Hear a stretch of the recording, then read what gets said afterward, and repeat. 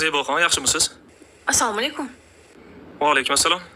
Dunyo go'zalini bezovta qilib qo'ymadimmi? Yo'q, bemalol. Sizni sog'indim. Axir meni ko'rmagan bo'lsangiz, qanday qilib sog'inasiz? Qanday qizligingiz? Shunda ovozingizdan bilinib turibdi. Kimnidir nafaqat ko'z bilan, hattoki quloq orqali ham sevish mumkin. Men ko'z bilan sevadiganlardan emasman. Avvalo insonning ichki dunyosi, odamgarchiligi hamda ota-onasidan olgan tarbiyasiga qarab baholanadi. Siz ko'z bilan sevadiganlarga ishonmang. Ular nafs qullaridirlar. O'z nafsini jilolay olmaydigan kimsalar bugun sizni desa, ertaga o'zgasini topadi. Men esa bugun sizni tanladimmi? Umrimning oxirigacha sizni deyman. Siz o'zi asli qayerlisiz? Toshkentdan. Sizga mendaqa oddiy qizlar yoqadimi? Menga sizni o'zingiz yoqasiz.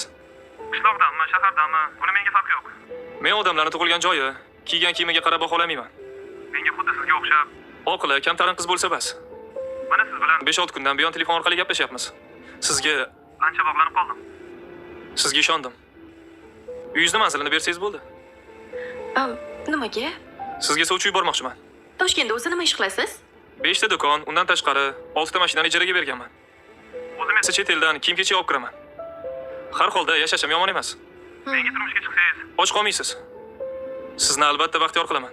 Chet ellarga olib boraman. Umringizni yarmini dunyo bo'ylab sayohat bilan o'tkazamiz. Nima deysiz? Rozimisiz? Hozir bir ishim chiqib qoldi. Shundan keyin sizga qo'ng'iroq qilaman.